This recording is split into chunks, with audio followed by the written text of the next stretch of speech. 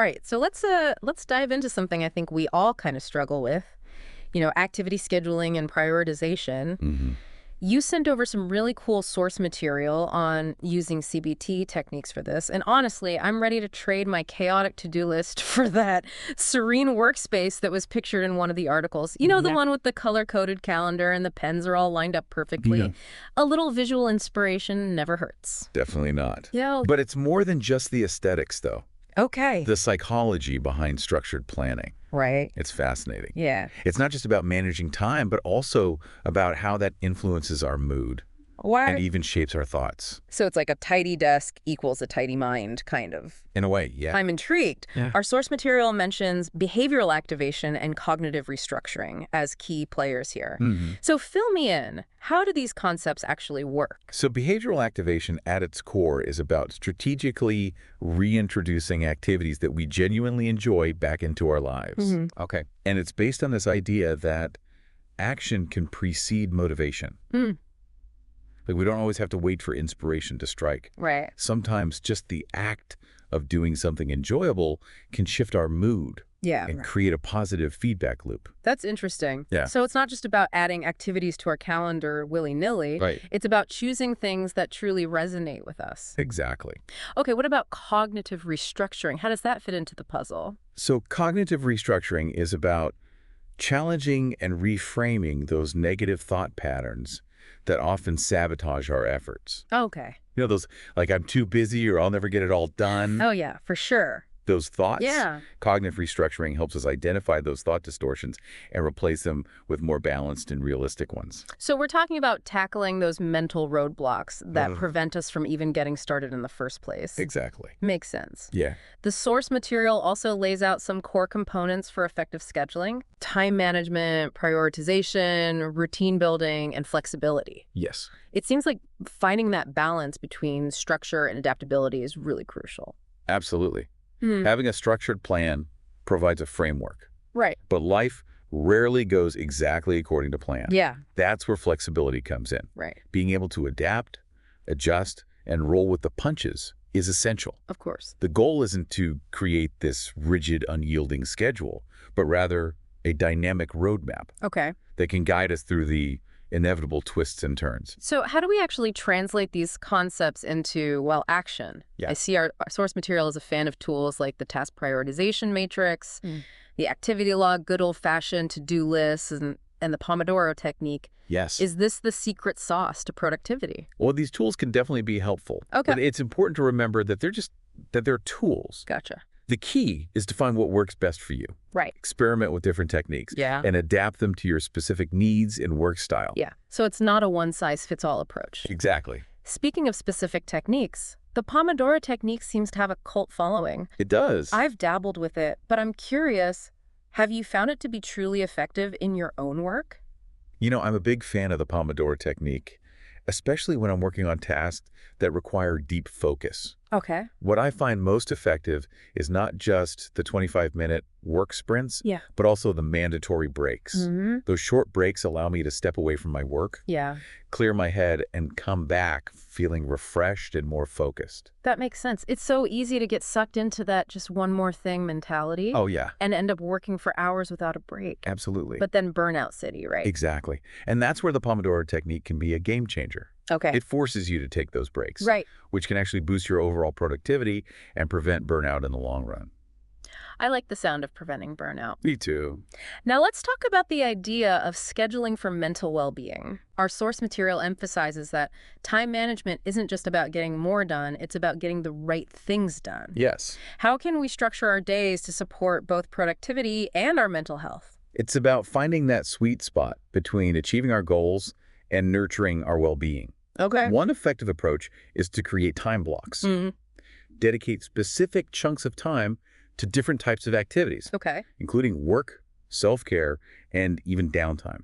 So instead of just reacting to whatever pops up, we're being proactive about how we allocate our time. Exactly. It's like designing our ideal day. Precisely. It's about taking control of our schedule rather than letting it control us. Right. For example, you might block out your mornings for focused work, Mm-hmm. schedule a lunch break that includes a walk outside, Yeah. and reserve your evenings for relaxation and connecting with loved ones. Okay, walk me through this. Mm-hmm. How would someone actually implement this time blocking strategy? Good. Let's say we have a listener who's feeling overwhelmed by a mountain of tasks and struggling to prioritize self-care. What's a practical first step? Start by identifying your peak productivity times. Okay. Those windows when you naturally feel most energized and focused. Right. Block those times out for your most demanding tasks. Gotcha. Then schedule in those non-negotiable self-care activities, Okay. like exercise or spending time with family as if they were important appointments. So we're treating self-care with the same level of importance as a work deadline. Absolutely. Hmm. It's about shifting our mindset Mm-hmm. and recognizing that self-care isn't a luxury. It's an essential ingredient for both our well-being and our productivity. I love that. It's like we're giving ourselves permission to prioritize our own well-being, Yes. which can be so hard to do in our always-on culture. Definitely. Now let's bring the listener into this. Okay. Think about those activities that you genuinely enjoy but often struggle to make time for. Maybe it's reading, painting, hiking, or simply having coffee with a friend. Yeah. How can we use the principles of behavioral activation to make those things happen? It's about starting small and building momentum. Okay. Instead of trying to overhaul your entire schedule overnight, Right. aim to incorporate just 15-20 minutes of an enjoyable activity into your day. So we're not talking about grand gestures, just small, consistent steps. Exactly. But what about that initial hurdle of getting started? I know I can be my own worst enemy when it comes to making time for myself. I understand. Yeah. That's where a little bit of planning and accountability can be helpful. Okay. Schedule that activity into your day as if it were an important meeting, Mm-hmm. and even set a reminder on your phone. Right. The key is to make it as easy as possible for yourself to follow through. I like that removing those barriers to entry. It's almost like tricking ourselves into prioritizing our own well-being. In a way, yes. Yeah. And as you experience the positive effects of incorporating these activities into your routine, Yeah. you'll find that motivation and momentum start to build naturally. Okay, let's shift gears a bit and talk about setting ourselves up for success with SMART goals. I know this framework is a classic, but sometimes I feel like it's easier said than done. I agree. How can we make sure our goals are actually well SMART? It's all about being specific and intentional. Instead of setting vague goals like be more productive, Right. break them down into smaller, actionable steps Yeah. that are measurable, achievable, relevant, and time-bound. So let's say our goal is to be more consistent with our exercise routine. Yeah. How would we transform that into a SMART goal? Instead of saying, I want to exercise more, a SMART goal might be, I will go for a 30-minute walk 3 times a week before work.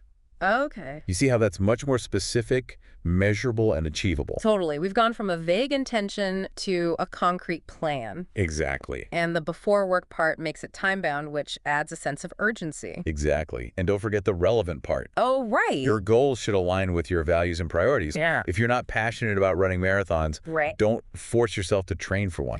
Choose activities that you genuinely enjoy and that fit into your lifestyle. It's all about finding that sweet spot where our goals and our passions intersect. That's where the magic happens. It is. Now let's talk about the elephant in the room, procrastination. Okay. I think we've all been there staring at a to-do list that suddenly feels insurmountable. Yeah. What are some strategies for tackling this productivity killer? One of the most effective techniques is to break down those overwhelming tasks Okay. into smaller, more manageable steps. Okay. It's like eating an elephant one bite at a time. I like that analogy. But sometimes even those bites can feel too big. In those cases, try breaking them down even further. Okay. For example, if you're dreading writing a report, start by outlining the key points. Then focus on writing one section at a time. So it's about creating a roadmap, a series of smaller milestones that lead to the ultimate goal. I can see how that would make the process feel less daunting. Exactly. And it's not just about breaking down the tasks themselves, but also about managing our time effectively. And I think our source material has some interesting insights on that front. Yeah. One thing that stood out to me was the emphasis on identifying our personal procrastination triggers. Yes. What are some common culprits that we should be aware of? Social media is a big one for many people. Yeah. Those endless scrolling sessions can easily eat away at our time and derail our productivity. Oh, tell me about it. It's like a black hole of distraction. It is. I've definitely been guilty of falling down that rabbit hole more times than I'd like to admit. I think we all have. What are some other triggers we should be on the lookout for? Perfectionism can be a sneaky trigger. Oh, really? Sometimes we procrastinate because we're afraid of not doing something perfectly. Mm-hmm. We get so caught up in the pursuit of flawlessness Right. that we end up not doing anything at all. So it's that fear of failure, that inner critic that tells us it's not good enough unless it's absolutely perfect. Exactly. And that can be paralyzing. But how do we overcome these procrastination triggers? It starts with awareness. Okay. Once you identify your personal triggers, Yeah. you can start to develop strategies to manage them. Gotcha. If social media is your kryptonite, Right. try scheduling specific times for checking your feeds or using apps that block distracting websites. So it's about being proactive about creating systems that support our goals rather than sabotaging them. Exactly. It's about taking control of our environment and our habits rather than letting them control us. This has been incredibly insightful, but I think we've covered a lot of ground in this first part of our deep dive. We have. Maybe it's a good time to take a break and let our listeners digest all this information. Sounds like a plan. Yeah. So are we ready to jump back in? Yeah, absolutely. My brain is buzzing with all these productivity hacks. Right. But before we get too carried away with, conquering our to-do lists, let's circle back to something we touched on earlier. Okay. Self-care.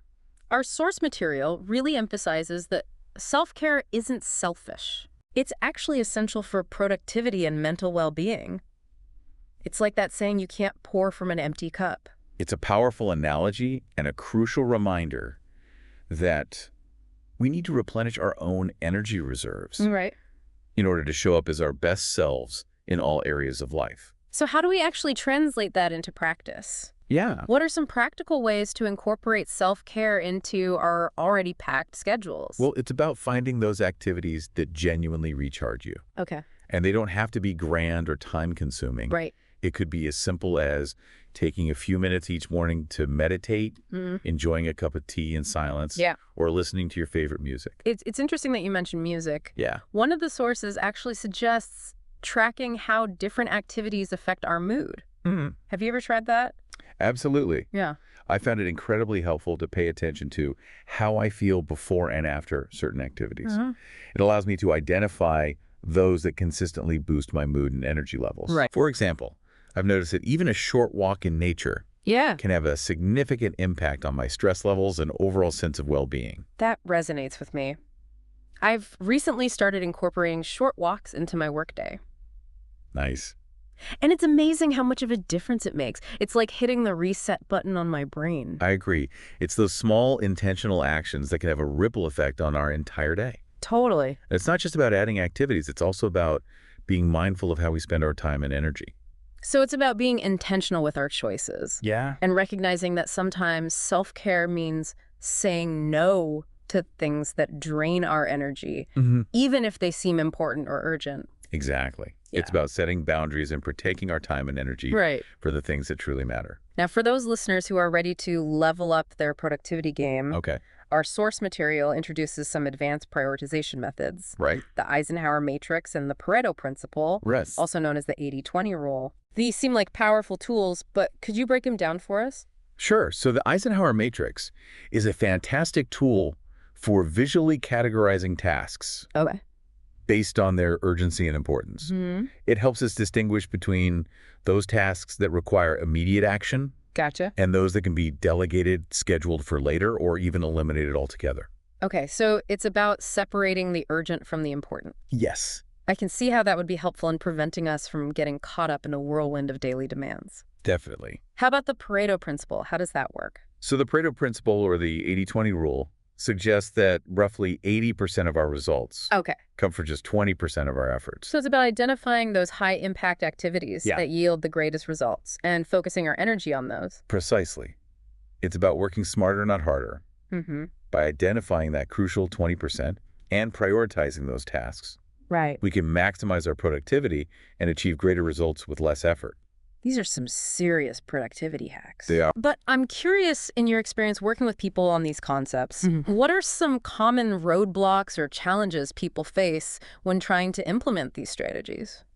One of the biggest challenges is overcoming that feeling of being overwhelmed. Okay. You know, when we're facing a mountain of tasks and responsibilities, it can be difficult to even know where to start. So it's that paralysis by analysis, that feeling of being stuck in the starting blocks. Exactly. And that's where the tools and techniques we've been discussing can be so helpful. They provide a framework, a structure that can help us break down those overwhelming tasks Right. into smaller, more manageable steps. So it's about creating a sense of order out of chaos, Yeah, a roadmap for navigating those complex challenges. precisely. And it's also about being patient with ourselves Yeah. and recognizing that it's a process, not a destination. Right. It takes time and practice to develop new habits and integrate these strategies into our daily lives. It's about progress, not perfection, right? Yeah. We don't have to become productivity gurus overnight. No, we don't. Small, consistent steps can lead to significant changes over time. They can. Okay. Before we move on to our final thoughts, All right. I want to touch on something that often gets in the way of productivity. Distractions. Yes, We live in a world that's constantly vying for our attention. we do. How can we create a more focused work environment? Well, it's about being intentional about managing our environment Okay. and minimizing distractions. Right. One strategy is to create a dedicated workspace, even if it's just a small corner of your home. So it's about having a physical space Yeah, that signals to our brain, okay, it's time to focus. exactly. But what about those digital distractions? Right. You know, the pings, the notifications, the allure of social media. Those can be tricky, Yeah.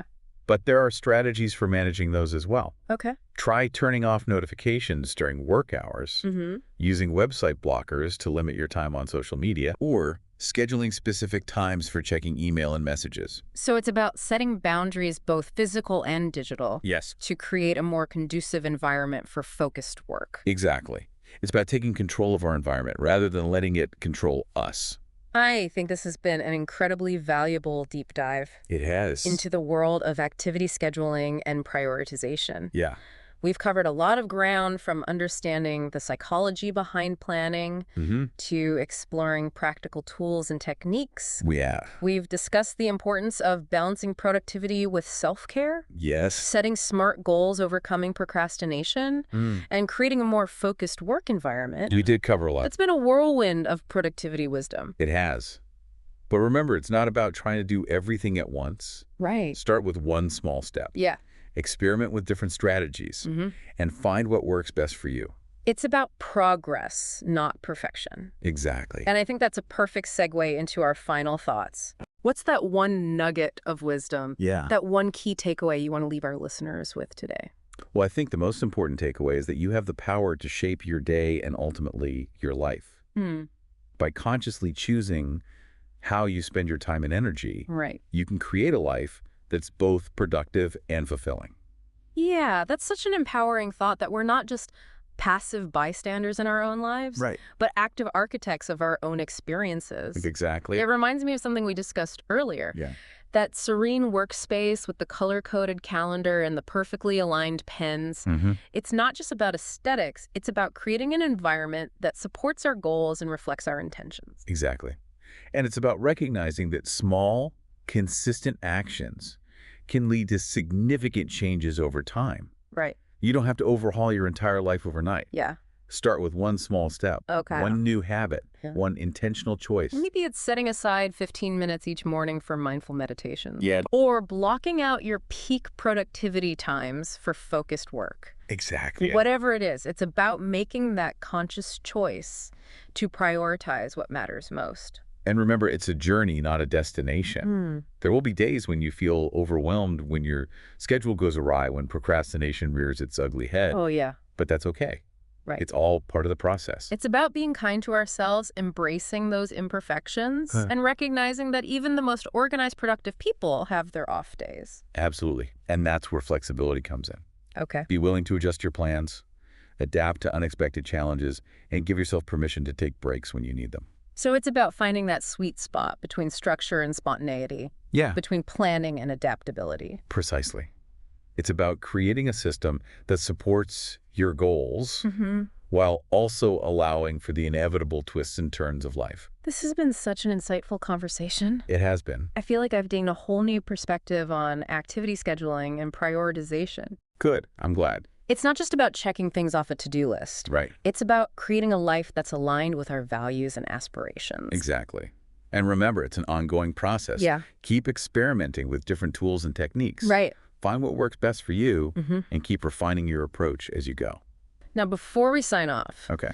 I want to leave our listeners with a little challenge. Right. As you embark on your own journey of scheduling and prioritization, Mm-hmm. take a moment to envision your ideal day. What does it look like? Yeah. What activities bring you joy, fulfillment, and a sense of accomplishment? Write it down, sketch it out, Mhm. create a vision board, whatever helps you bring that ideal day to life. Mhm. But start taking those small steps to make it a reality. I love that. It's about turning our aspirations into actionable steps, our dreams into tangible plans. And remember, we're all in this together. We are. Share your insights, your struggles, your aha moments with our community. Yep. We're here to support each other on this journey of creating lives that are both productive and fulfilling. Until next time, may your days be filled with purpose, productivity, and of course, a healthy dose of self-care. Happy scheduling, everyone.